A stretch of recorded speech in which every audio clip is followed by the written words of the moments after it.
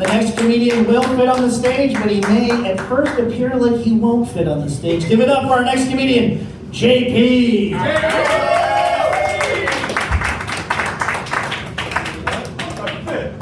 I stay inside, please.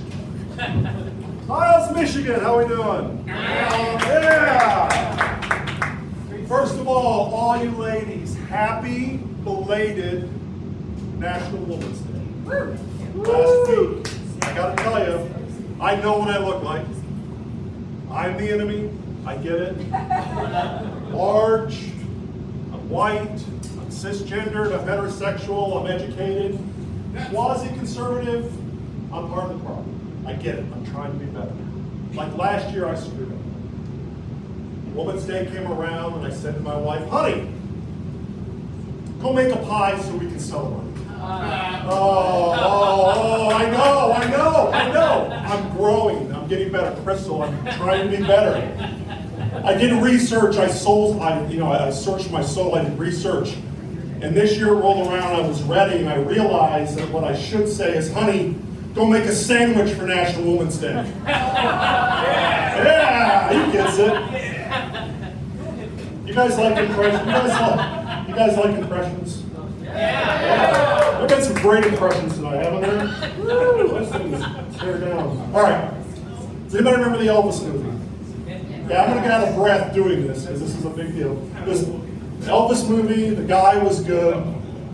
He is Australian, right?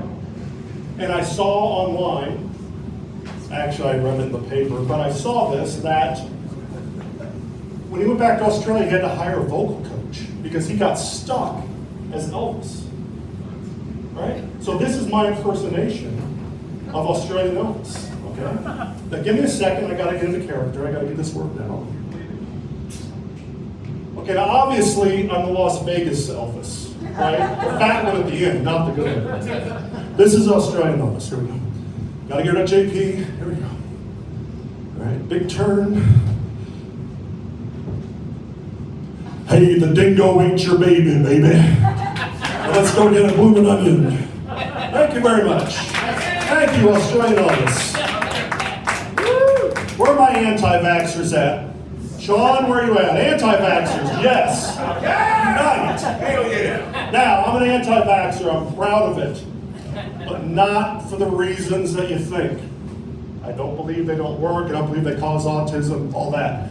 I'm an anti-vaxxer because I'm Generation X, and I'm tired of the discrimination. Yeah. Now you all look confused. Where are my Gen Xers? Right here. Come on, Gen Xers, there's only two of us? Yep. There you go, there you go, okay. Gen Xers, all right, here's why. My parents were born in the 1930s. Greatest generation shit, right? They're the greatest generation. Think about what they grew up with. In the middle of the Great Depression, the Second World War, polio, rusty jungle gyms, right? Drunk driving wasn't even illegal, it was just kind of frowned upon, right? When they grew up, kids died, right? Every parent's got, someone pulled out the chair at school, someone fell down, broke their back and died, right? Everybody has those stories. So they raised us the same way. And I think my parents actually actively conspired against me, right? Now look at me, we said this, I'm large. You don't come out and end up 6'4" overnight. You start out big from the get-go, right? They pried me out of my mom.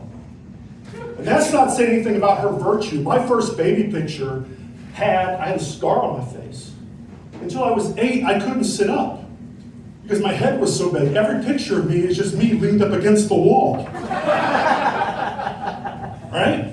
The first thing my mom said to me was, God damn, he's gonna eat a lot. Right? My dad started placing bets. My neighbor nicknamed me Long Shot. Right? So they were actively trying to find who was the best one. And it went on like this my whole life. One of the kids up the street would get sick. Right? My mom would say, yo, Biggie, why don't you take the dumb one and go sit with Billy? He's got the measles. Help him to feel better. Okay, 2 things. I don't know why my mom sounded like an 80s gang member. Okay?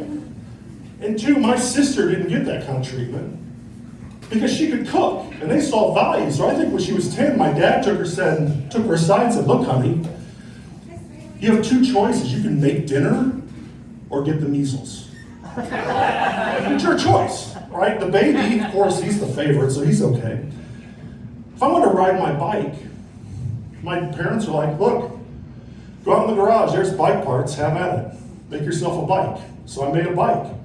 There was no safety equipment, right? They had the same safety equipment as going outside to play. And it was, look, unless you're playing in the hose, put on a pair of pants. Right? That's the safety equipment. So I'm out there on my homemade bike in my shorts, no helmet. And man, I Pac-Man that front tire. Boom! Went straight down the pavement, hit my head, right? And my mom says, oh, it's just a little concussion.